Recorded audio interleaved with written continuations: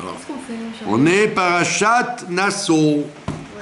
La paracha la plus longue paracha de la Torah. D'accord? C'est la paracha d'Asso. La femme sautant. La plus grande paracha de la Torah. La femme sautant. Et c'est de là qu'on Bekitso, parle la première fois que c'est on va faire- on va faire des halachot concernant le Shabbat quand même, parce que Oui. plus ça va et plus le... Il faut remettre à la surface les halachot, les lois. Bekitso, il y a une comment on appelle ça, une prérogative pendant Shabbat, qu'on appelle le kavod du Shabbat. Le kavod du Shabbat. Et donc à cause du kavod du Shabbat, il y a beaucoup de choses qui auraient dû être interdites, mais qui sont malgré tout permises.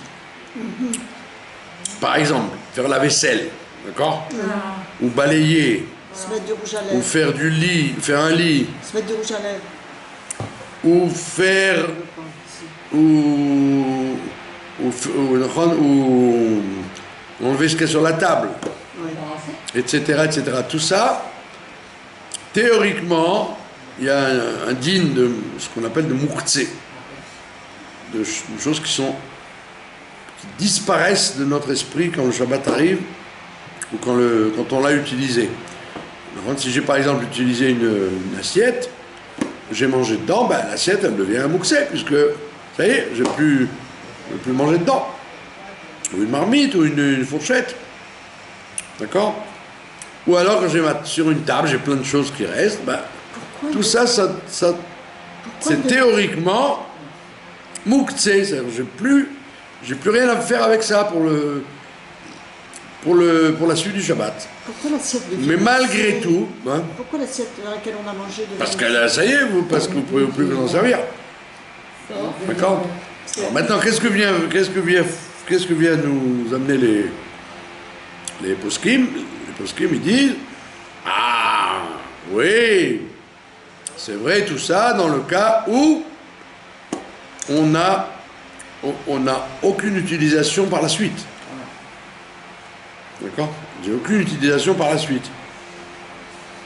Donc on va faire la différenciation, par exemple, entre les marmites, et les poêles et les kélim qu'on met dans le feu, par rapport aux kélim qu'on peut réutiliser encore une fois.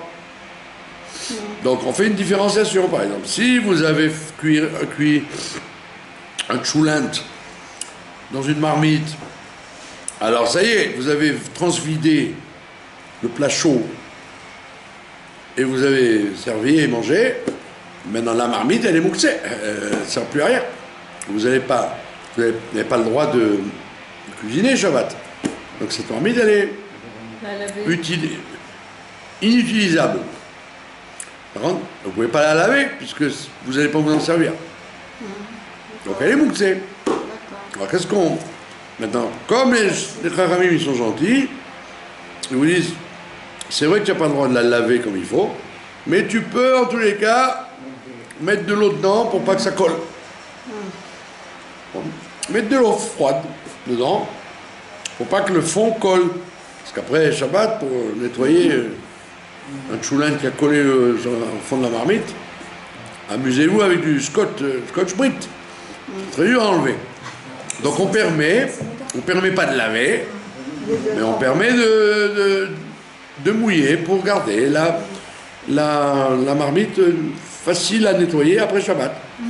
Donc on enlève du circuit, on la met par terre ou sur le balcon ou dans un endroit pour pas que ça soit pas beau, pour le kavod du Shabbat, et on l'oublie jusqu'à après Shabbat. Maintenant, le reste des kélim, on dit le reste des kélim, c'est différent. Parce que tu peux, si le Shabbat est long, par exemple, même si tu as mangé, tu as fini à 1h, tu peux encore utiliser les assiettes pour faire Seuda Shlishit tu veux faire Seudah Shlichit, ou alors tu peux avoir des invités qui vont arriver, et qui vont vouloir une pastèque fraîche. D'accord? Donc tu auras le droit, tu as le droit de laver ces assiettes et ces couteaux et ces fourchettes en vue de la suite. Parce qu'il y a le Shabbat, ça sera pour le Shabbat. C'est pas que tu nettoies en espérant que personne va venir et que moi je commençais à nettoyer avant, je me débarrasse avant la fin de Shabbat. Non, même si peut-être qu'ils vont venir, tu as le droit de tout nettoyer, bien que tu as 10 assiettes et 10 verres et 10 fourchettes, même s'il n'y a qu'une dame qui va venir, tu as le droit de nettoyer les 10 assiettes à cause de la dame. Et si on sait que personne ne D'accord? viendra? Et si on sait que personne ne viendra? Alors, maintenant, il y en a qui disent que même si on sait que personne ne viendra, il y en a qui ne supportent pas que la maison soit sale Oui. Mon mari ne veut pas. pour Shabbat. Il y en a qui sont dégoûtés Je peux pas. de voir de la vaisselle entassée dans l'évier, avec des os de poulet et des arêtes de poisson. D'accord? Alors, encore une fois, c'est ce qu'on a dit au début, c'est que quelquefois, pour le kavod du Shabbat, que les gens ils veulent avoir une maison propre et belle jusqu'à la sortie du Shabbat, on leur permet de nettoyer la vaisselle. Et la même chose pour balayer, la même chose pour passer un coup de spongia, etc. Et finalement, il faut que ce soit justifié. Il ne faut pas en profiter pour faire le ménage. Pour faire le ménage. C'est rien que parce qu'on veut faire kavod de Shabbat. Ou si un enfant il a renversé du coca par terre, etc.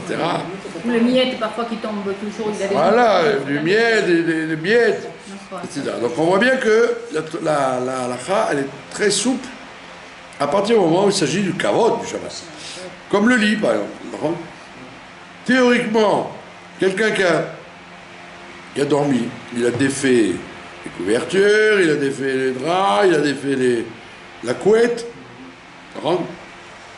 Sauf en ce moment, parce que la couette c'est pas très utile, mais alors il va dire quand il va rentrer, tu vas rentrer de la choule le matin, tu vas avoir les lits pas faits, les pantoufles, les chaussettes, on dit que c'est pas un kavod Shabbat. Donc on permet de faire un lit, et à condition que ce ne soit pas un lit militaire, c'est-à-dire tip-top. Soit comme ça. Aujourd'hui on ne fait pas les lits comme on faisait avant, exactement d'après la taille du matelas. On fait grosso modo. Donc, comme c'est pas kavod de laisser, on voit ça chez les bachorim, les bachorot, des séminaires où les gens sont sales. Très souvent, les gens sont sales. Un jour, j'étais invité chez quelqu'un, donc on montait les étages, et puis on est arrivé au deuxième étage, la porte était ouverte. Et je n'en revenais pas, mes yeux n'ont pas réalisé ce qui se passait. Après j'ai vérifié, c'était des Américains, que Dieu les bénisse. C'était des Américains, ils étaient partis pour Shabbat. Alors vous aviez carrément une chaussure sur la table, à côté de la casserole, et le ventilateur à droite, et puis le beurre à gauche. C'était le déluge, quoi, avant la tour de Babel, avant le déluge. J'ai dit, mais qui c'est qui habite là-bas? Qui c'est qui habite là-dedans? Alors c'est pas ce qu'on appelle un kavod de Shabbat. Donc si vous êtes, il y a des gens qui sont makpidim, il y a des gens qui n'aiment pas le désordre. Même le moindre désordre, les gens n'aiment pas. Ils veulent que le rideau soit tiré, que la chaise soit mise bien comme il faut, nanana. Donc tout ça, c'est pour le kavod Shabbat et pour le kavod de soi-même, de rentrer dans une maison propre. Mais si tu rentres dans une maison où c'est la pagaille, c'est comme un chiloul Shabbat. D'accord? Donc c'est pour ça qu'on permet des tas de de rangement. Bien que tu aurais dit, ah mais les pantoufles, il va dormir que ce soir, hein, qu'est-ce qu'il va faire avec ces pantoufles? Et oui, mais ça se fait pas de mettre les pantoufles, elles soient sur la route de la salle de bain ou et ça arrive très fréquemment quand il y a des enfants. Quand vous invitez les enfants, alors là c'est la guerre atomique. Ils mettent des puzzles, des machins partout, etc. Alors vous avez le droit de faire un minimum. Pardon? Les gens, ça leur fait rien du tout. Ah ben alors tant mieux. Si ça ne les dérange pas, tant pis pour eux. Mais qu'ils ne m'invitent pas alors. Non, mais Si vous avez les marmites sur la table et les assiettes sur la table, comme le fameux. Il y a une erreur très fréquemment connue chez Chabad, de ne pas manger des glibettes Shabbat, des pitsorim, là, des pépites. Ils inventent, les gens ils ont inventé ce klal, soi-disant le Admor Hazaken a parlé de ça, alors que le Admor Hazaken il ne parle pas des pépites. Pour la bonne raison que là-bas en Russie, ils ne savaient même pas ce que c'était la pastèque pour manger des pépites. D'accord? Et donc, les gens, ils te disent, ils n'ont pas compris qu'au départ de ce que l'Admor Hazaken parle, il parle des noix. Les noix, effectivement, les noix ou les noisettes, c'est des fruits, quand vous les cassez, vous avez dedans encore une clipa. Vous avez dedans une membrane. Et effectivement, vous risquez, quand vous cassez votre noix, de sortir la membrane, et là, ça s'appelle borer. Ça s'appelle borer à Shabbat. Vous enlevez le mauvais du bon. Mais à part la noix et la noisette, etc., tout le reste, ce que l'Admor Hazaken il amène, c'est tout le monde l'amène, que les pépites, quand vous mangez vos pépites, à moins d'être un bon séfarade israélien qui jette la pépite par la fenêtre, ou dans la rue carrément, parce que c'est des fumeurs. Pour pas fumer, alors ils achètent 3 kilos de pépites de tournesol. Non, pas avec le doigt. Pourquoi avec le doigt? Ils mettent avec le doigt et ils crachent. Et si vous êtes en dessous sous la rue, tant pis pour vous. Non, c'est une culture. À l'époque, je me rappelle, à l'époque, dans les cinémas en Israël, c'était bourré de pépites par terre. Et dans les bus. Quand vous risquiez de vous casser la figure, le bus était tapissé de pots de pépites. Mais moi, je croyais que c'était interdit. Donc, ce que l'Admor Hazaken il dit, c'est comme tout le monde, c'est que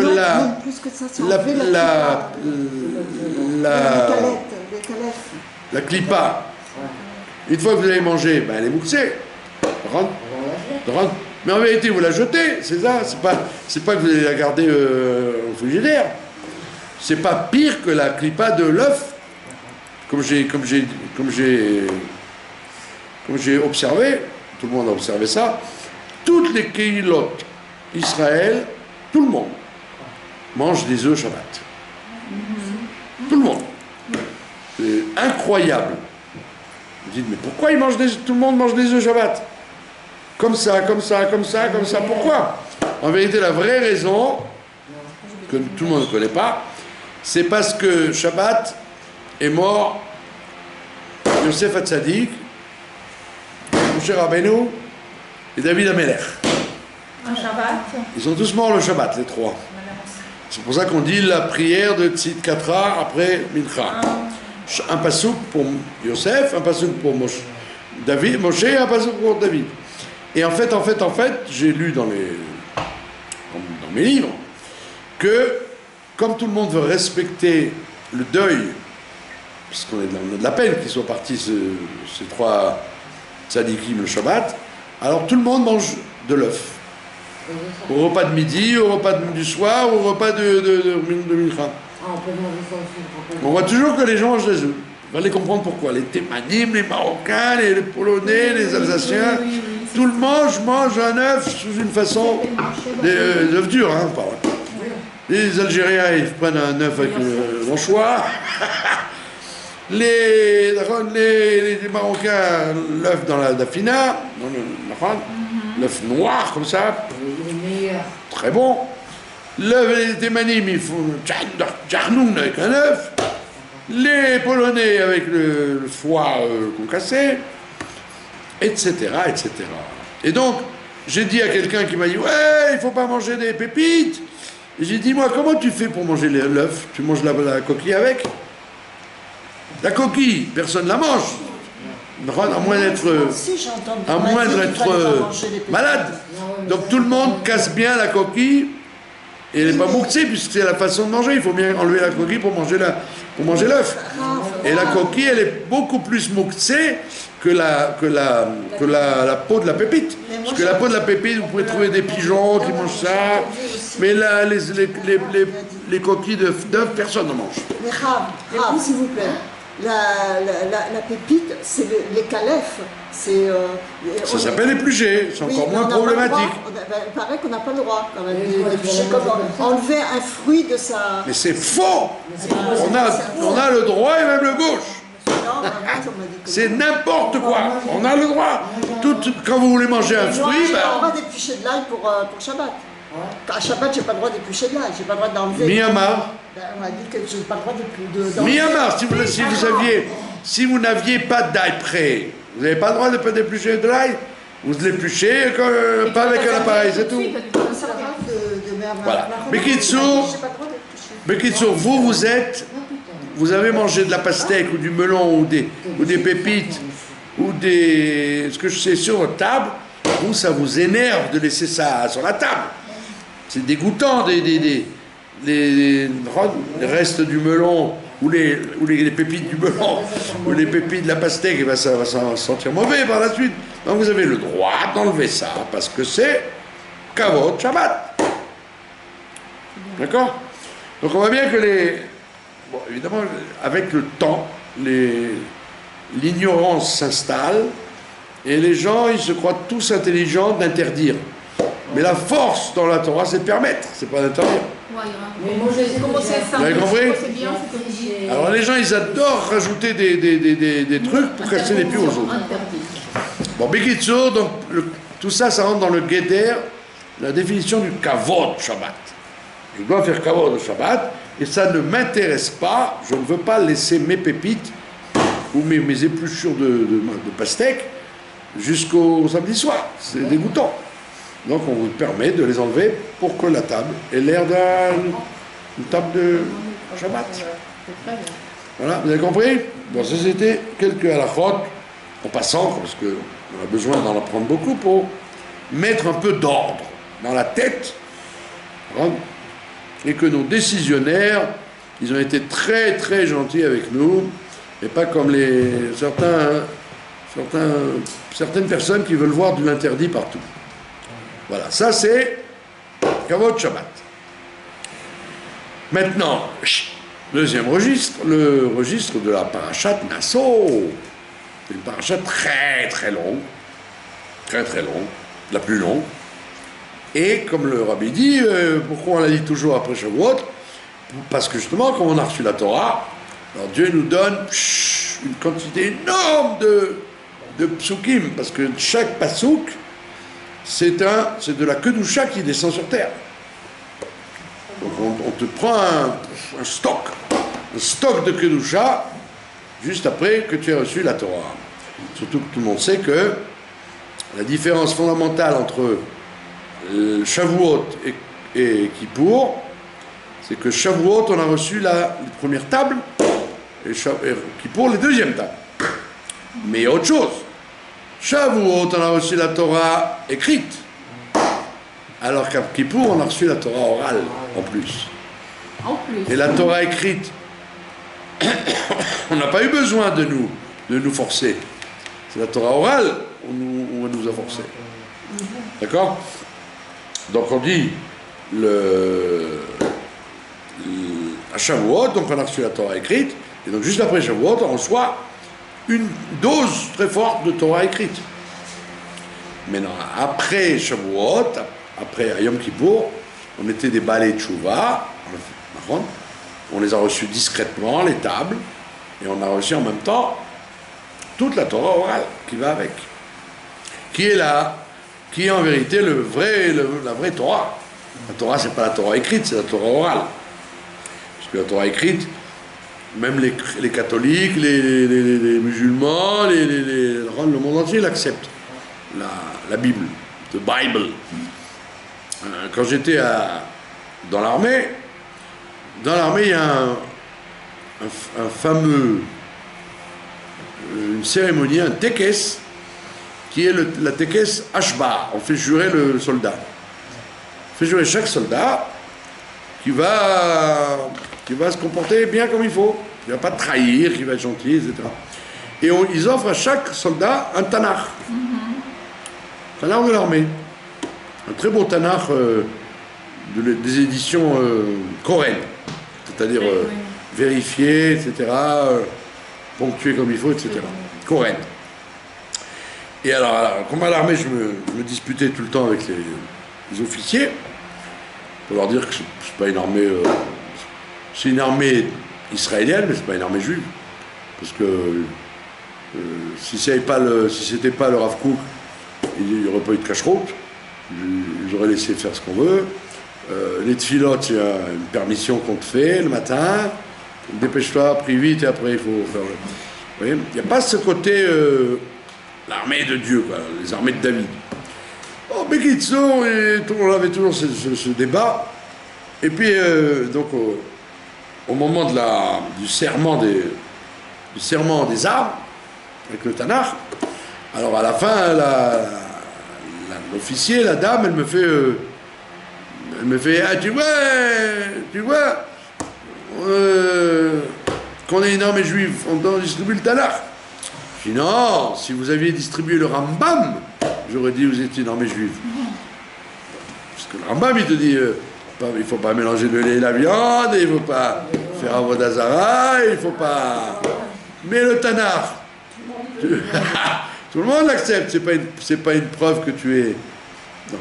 Même dans les hôtels en Californie ou au Canada, dans les hôtels, il y a dans les tiroirs, il va être un Tanakh. Faire plaisir à tout le monde. Vous avez compris? Donc la Torah écrite, on l'a reçue à Shavuot, et la Torah orale à Yom Kippour. Et donc le premier jet après Shavuot, c'est la parashat Nasso, où on vous bourre de psukim. C'est la parasha la plus longue. Maintenant, dans cette parasha, il y a énormément de sujets. Il y a beaucoup de thèmes. Il n'y a pas que un sujet. Et il y a un sujet bizarre, c'est le fameux sujet de la femme soupçonnée d'adultère. La femme sota. C'est d'ailleurs la lecture d'aujourd'hui, quoi. La lecture du Yom Revi. D'accord? C'est très long. Donc c'est bizarre que la Torah consacre une importance tellement grande à la femme que le mari soupçonne d'adultère. Elle rentre jusqu'à tel point que on l'oblige à aller au tribunal de Jérusalem, alors qu'il aurait pu arrêter ça dans son tribunal local. Et on fait boire à la pauvre dame de l'eau, etc., de l'eau amère. Et encore mieux que ça, le Talmud, il nous dit que Ilani Amalka, qui s'est converti au judaïsme, la maman du fameux roi, ça ne me revient plus d'ailleurs, ça va revenir, d'accord, Mounbaz. La maman de Mounbaz, elle a offert un énorme lustre au Beth Amikdash, un lustre magnifique, et que quand le jour se levait, il était tellement brillant qu'avec un tout petit peu de soleil, ça éclairait tout le Beth Amikdash. Et donc, les Kohanim, ils savaient, ça y est, c'est l'heure où on peut commencer le travail. Puisque le soleil brillait très fort. Ilani Amalka et Mounbaz. Et qu'est-ce qu'elle a fait, Ilani Amalka? Elle a offert un truc bizarre. Elle a offert une table gravée qui était dans le parterre et où il y avait la Megillah de la femme Sota. Ce que le sofer doit écrire. Il doit écrire le sofer sur un parchemin. Et ben, pour pas qu'il le fasse par cœur ou qu'on amène un sefer Torah, il y avait on soulevait le parterre, il y avait la Megillah en gravée qu'a offerte Inani Amalka. Et donc, comme ça, dès que si Dieu préserve, il y avait un cas de femme adultère, enfin soupçonnée, ben, on écrivait tout de suite sur place la Megillah avant de lui faire boire l'encre qui est tombée. Alors moi je pose une question. Que tu offres un lustre, bravo, que tu offres des choses intéressantes, mais c'est tout ce que tu as pensé à la femme sous terre, la femme sur terre. Offre ce que je sais moi, des verres, des assiettes, des choses. Pourquoi tu as pensé à ça là? Faciliter le travail du sofer pour la femme sur terre. Pourquoi? Incroyable. Marco, qu'est-ce qu'il y a de si urgent? Et on parle du deuxième temple, par contre, parce que l'Ani Amalka, c'est au deuxième temple. Et qui plus est au deuxième temple, d'ailleurs, 40 ans avant la destruction, il n'y avait plus de femmes sota, il n'y avait plus de... On renvoyait les gens, parce qu'il y avait trop d'adultères. Oh. Donc les Romains, c'était la pagaille. Donc on a dissous le Sanhédrin. Il n'y a plus ni de jugement de mort, ni de jugement d'adultère, c'était, allez hop, débrouillez-vous. Dieu va se débrouiller par lui-même. Il y avait une grande débandade à la fin du deuxième temple. D'accord? En fait, tout ça, c'est une allusion, l'histoire de la femme et du mari, c'est une allusion à la relation entre Dieu et Akadosh Baruch Hu et le Ham Israël. Dieu, c'est le mari, et la femme, c'est nous, c'est le Ham Israël. D'accord? Et on te dit, en fait, c'est vrai qu'au Matan Torah, tu as dit, Naase Venishma, et on va écouter, on va obéir, mais une fois que tu as reçu la Torah, tu as vite fait de t'éloigner. Comme il dit Moshe Rabbeinu d'ailleurs.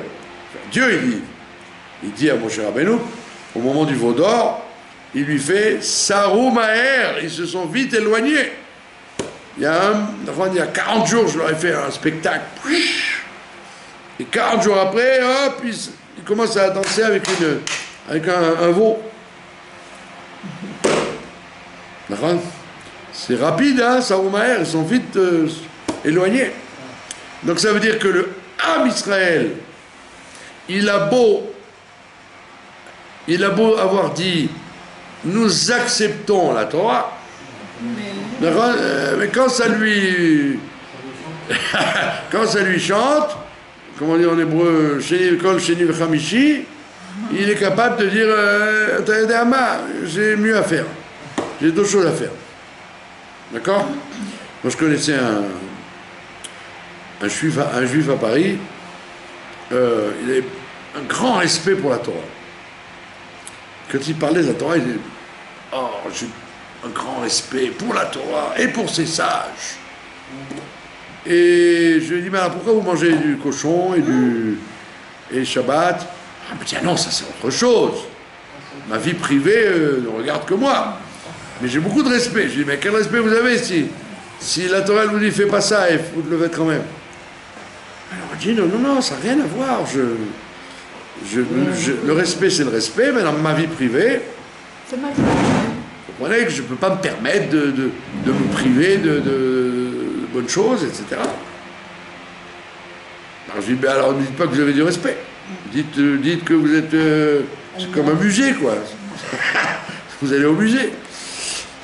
Et alors, bon, Lui, c'était un cas exceptionnel. Mais je veux dire, on est tous comme ça. On fait semblant de dire Naaser Venishma et on. Shema Israël et que Dieu au monde. Et puis 3 minutes après, on peut dire la Shonara sur celui-là ou faire le contraire de ce que la Torah a demandé. C'est pour ça qu'en fait, on te dit la truc de la sota, c'est pas important la sota elle-même. On parle pas de ça maintenant. Puisque le rov des sotot,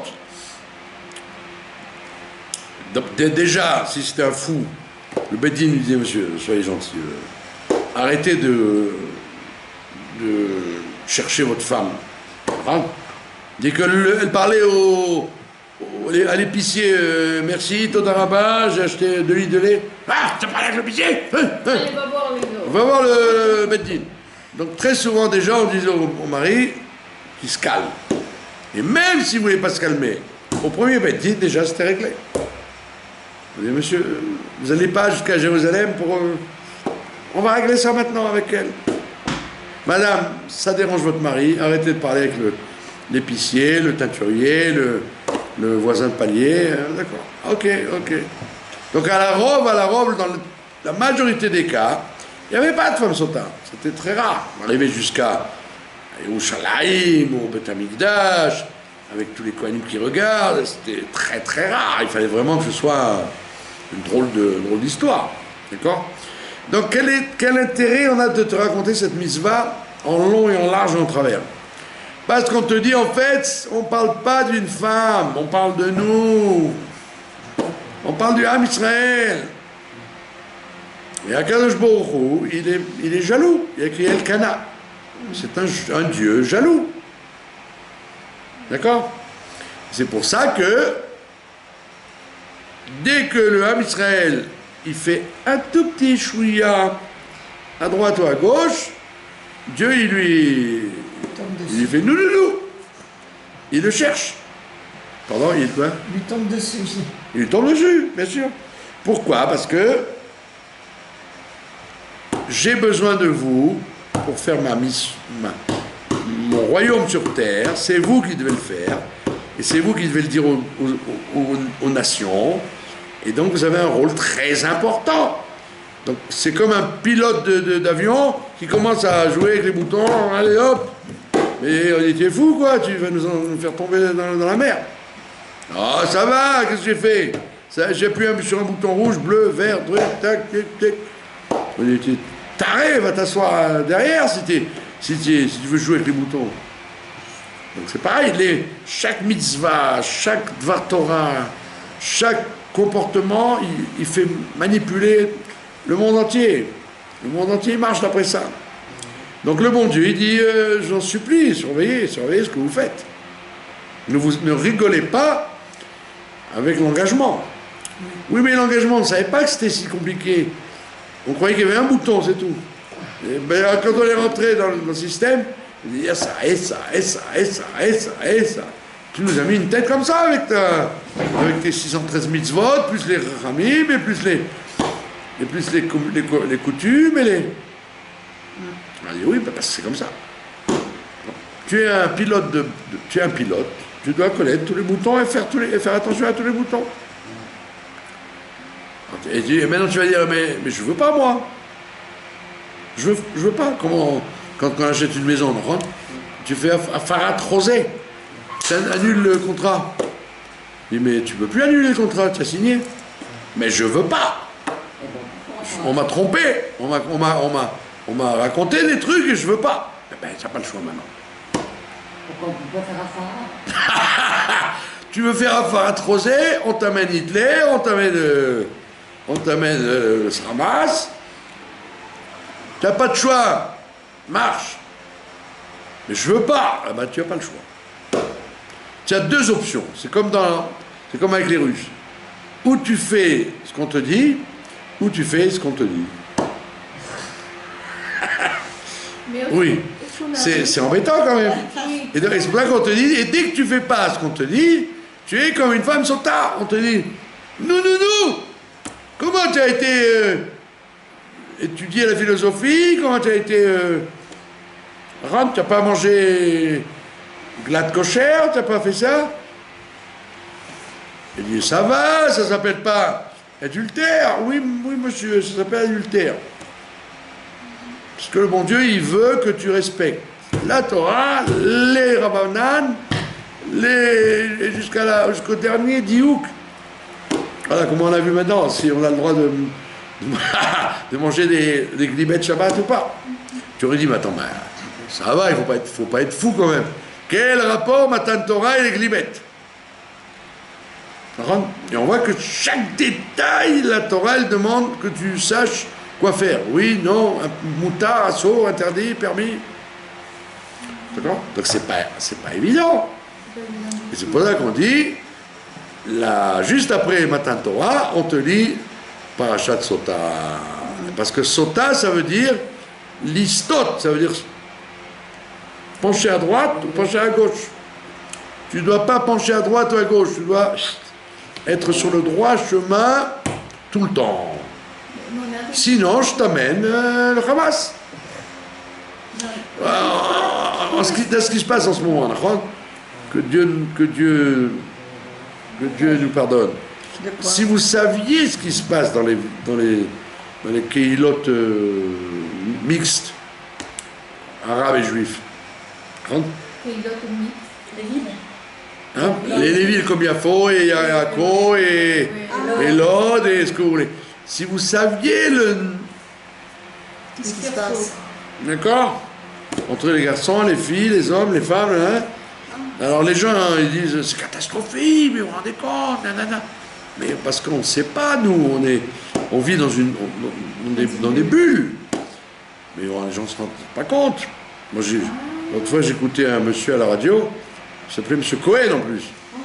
Sa fille, elle est partie avec un arabe et tout. Il dit, mais non, moi, je suis très content, il est très gentil, je vois pas pourquoi on fait des histoires, nanana. De toute façon, Alpi Alacham, les enfants seront juifs. C'est vrai. Ouais. Donc, vous croyez que c'est des trucs exceptionnels, mais il y a énormément de mixité. De mixité. Je savais pas pensé à ça du tout. Et voilà, alors donc en fait, c'est vrai que c'est très embêtant. C'est embêtant, c'est violent, c'est dangereux, etc. Mais sauf ça peut aider déjà à ce que les gens disent waouh. Et moi je dis quelque chose de merveilleux pendant le Shavuot, pendant Shavuot. Il y avait des histoires partout. Mais je disais quelle ressemblance, ma kécher entre nous, le Ham Israël, et ces gens-là. Et quelle ressemblance, c'est Asher Bachar Banu, c'est vraiment le Matan Torah, Dieu nous a choisis. Et quand tu regardes ça, eh ben il n'y a pas photo, il n'y a pas photo, c'est pas il a choisi en disant, ouais, sauf les autres sont pas si mal, mais je préfère les juifs. Non, il n'y a rien à voir. Il n'y a rien à voir. Il y a un midrash qui dit, extraordinaire, qui dit, pourquoi Dieu il a créé les rats et les souris? Vous savez ça? Pourquoi il y a des rats et des souris? Des fois on les voit, des fois on les voit pas. Il dit parce que les gens, quand ils voient des souris ou des rats, ça les dégoûte. Même les gens habitués aux bêtes, ils n'aiment pas voir les souris et les rats. C'est dégoûtant. Et pourquoi c'est dégoûtant? Parce qu'on dit, à quoi ça sert?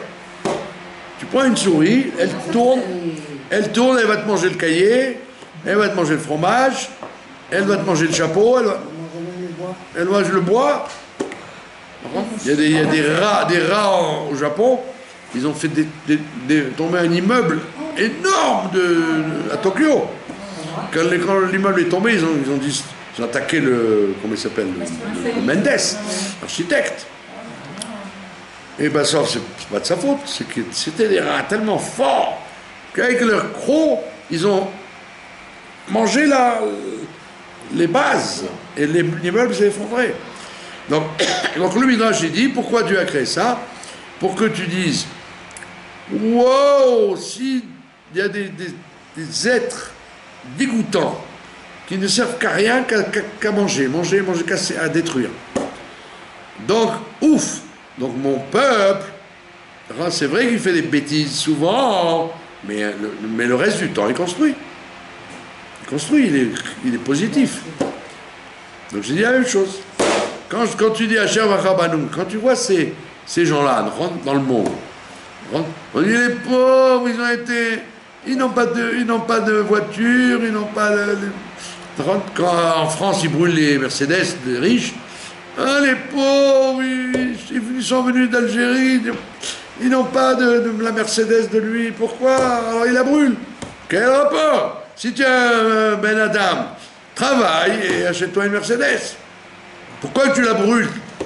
Tu peux pas l'avoir, alors tu la brûles, celle de l'autre. Ma'akecher. Ma'akecher. Tu as pas, alors tu veux que l'autre n'y ait pas non plus. Ma'akecher. Comme je dis, il y en a eu des arrivages en France.